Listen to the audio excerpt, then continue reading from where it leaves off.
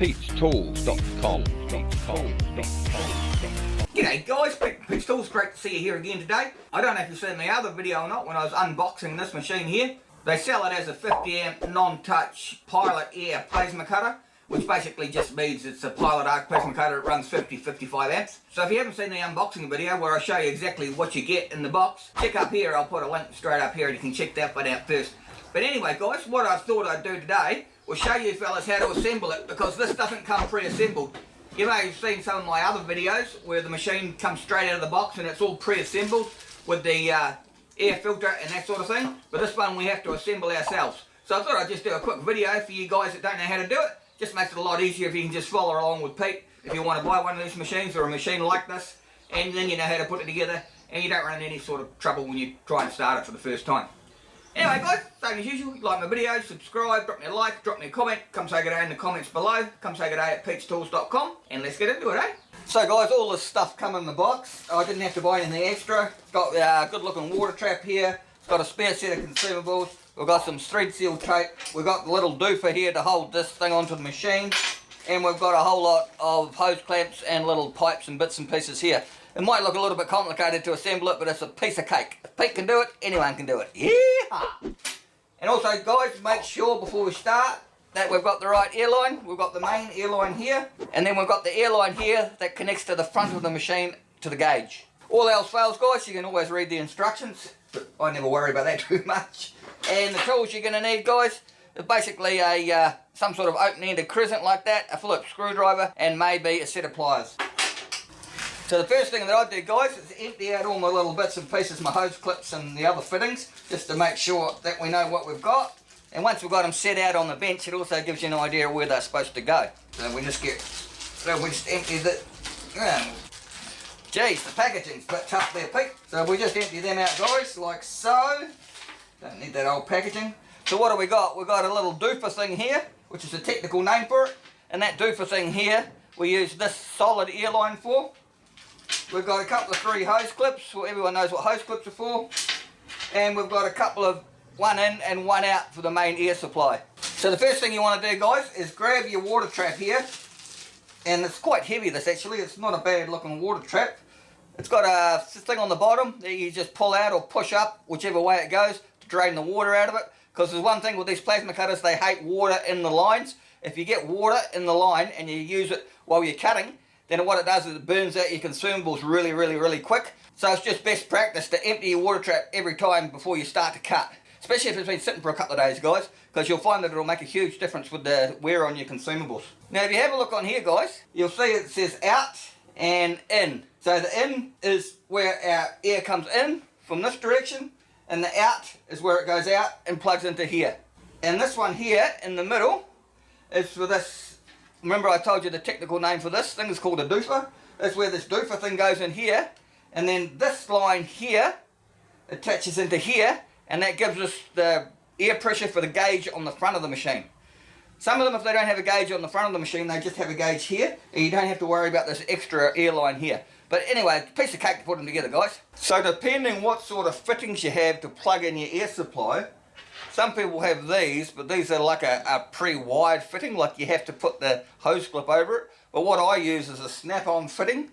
So what you need to do, like I say, depending on what your airflow system is coming into the machine, is put your in thing in here, your out on the other side, like I said, and the other hose in the middle. But what I suggest you do is you put these fittings on first before you try and attach it to the machine. Otherwise it gets awfully complicated and then you might snap off the little holder thing, because you have to tighten these up quite tight. So the first thing you do guys is take the plugs out. They're just a little plastic plug like this, just flip it out with a screwdriver. What I'll do for the in-ear supply is I'll just use the one that they've given me, just to show you fellas how it works. And that just screws in here like that. We might want to put some thread seal tape on it, because these things have got a habit of leaking. And this machine comes supplied with a roll of thread seal tape, so that's even better, saves people buying it. So just run some thread seal tape around that guys, piece of cake. You don't need that much, just a couple of rounds. Snap it off. Also another thing I noticed with the thread seal tape, because this is not very deep, just poke a hole in there so make sure we've got the airflow going through it. So once again we've got our inside of our water trap here, so we'll just screw them into the inside. Beautiful, just like that.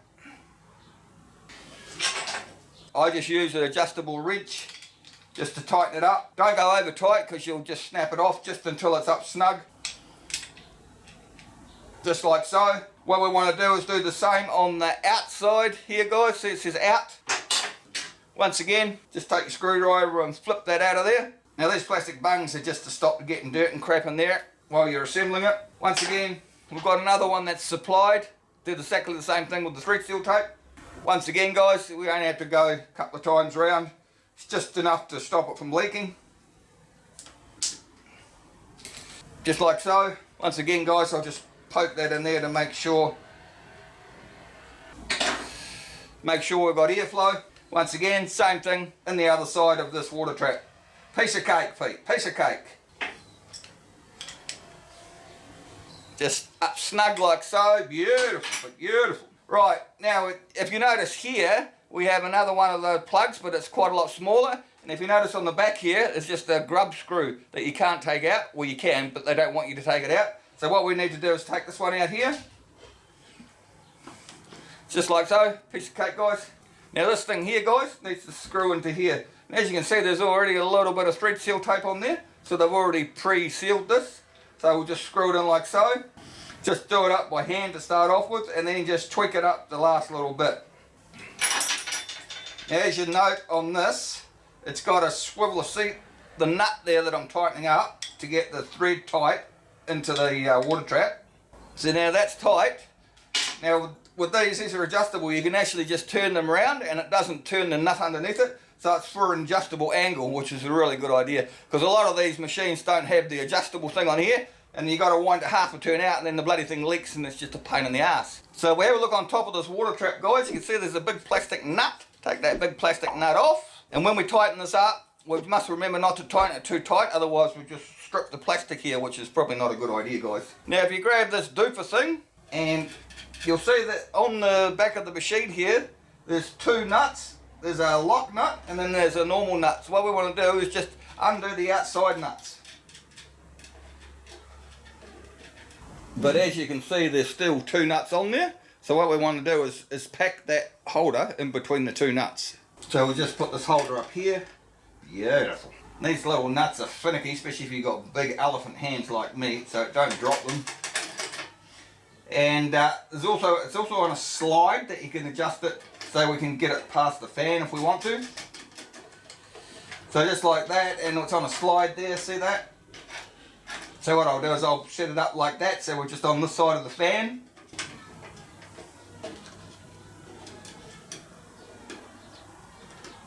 Just grab your adjustable wrench again, guys. Or you might have the right size socket or something to do it with. I just find it's easier just with an adjustable. There we go. Beautiful, beautiful.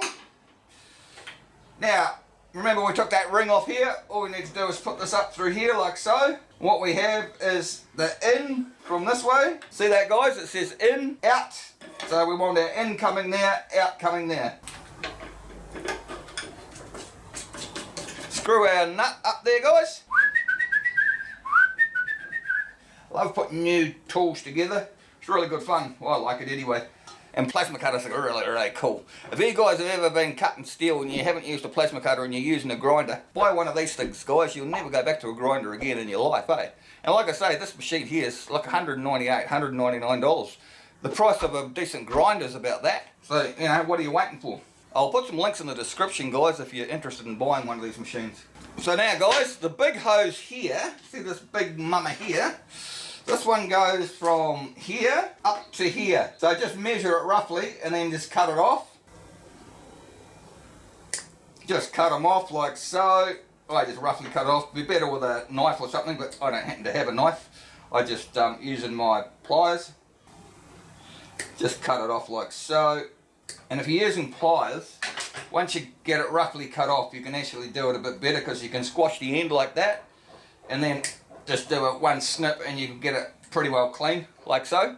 Now one thing you don't want to forget, guys, before we hook this up to here, is put two hose clips on, otherwise you won't get them on once you got the hose on there, will you? I've done that before. So just slide them on like that, slide them on like so. Hose clip here, guys, about halfway through the tubing here. As you can see through the tubing, go about halfway. Sometimes with these hose clips, guys, it's quite hard to get it started.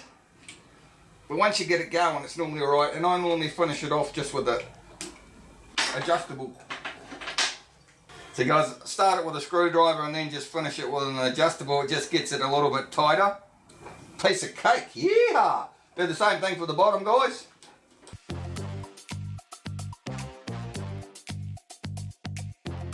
There we go, so we'll just tweak them up there, guys.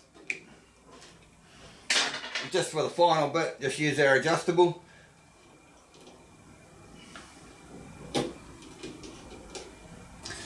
Beautiful! Yeah! So what we need to do now, guys, is connect the hose between here and here so the front of our gauge works. And remember I said to you before, this thing is adjustable, which is quite surprising really, because normally they're not bloody adjustable, so this is really excellent. What we want to do, and watch this guys, because this is just a push-in fitting. You push it into this blue thing here, and it's got like teeth on it. Once you push it in, it won't come back out again. But if you really need to get it out, put your fingers on the blue thing, push the blue thing down, and pull the hose out. But I wouldn't recommend you doing that any more than a couple of times, because then it will start to leak. So what we need to do is measure roughly from there and get it so that it can come in here without too much of a kink. So that's why the adjustable thing on this is really good. So we can go down to the same angle, see that there guys, and we don't have a kink in it. So that's really, really good. So cut that off roughly about the right length, which I reckon's about there. Once again, we can trim it up properly once we cut it off. Then once I've cut it off roughly, I like to just to trim up the edges. Now what I'm doing with this is actually squashing the pipe, which you could use a cutter, a pipe cutter to cut it, but I'll just use this. It's not squashed that much that it won't seal. So remember when you cut this harder pipe, guys, this is a hard pipe, this here's the soft pipe. Give yourself a little bit more than what you need, because you can always go back and trim it up. But if you cut it too short, then you're buggered. So stick one end in here like so, and push it in until you can hear it go click. Once it goes click, if you try and pull it out, it won't come. Remember I said to you that you have to push in the blue bit and then pull it and then it'll come out. So push it in like so, click, all the way home. Bend this. Now this is the advantage, like I keep saying, with this thing that bends. So when we want to go about there and push it up like so. And there we have it. And it's got a nice circle on it. It hasn't got a hard kink in it. In fact, I could probably take a little bit more off that, but I think that's pretty good. It's just a little bit much here. So if we turn it up or down, see that? Makes it just a little bit straighter. So that's the advantage of having it like so. Whereas if it's stiff, then you're pretty well buggered. And there we go guys, we've got it all set up for our ear. Piece of cake, yeah! So guys, that was pretty easy, eh? Set the ear up, we've got air in there now, as you can see down here. We've got no leaks coming out the back. As you can see guys, that was really easy to set up that ear, no problem at all. So next video guys, what we'll do is we'll do a full review of this machine. We'll do some cutting and some other bits and pieces and see how we go. Same as usual guys, if you like the video, subscribe, drop me a like, drop me a comment, come say good day in the comments below. And we'll see you next time, mate. Bye. Pete'sTools.com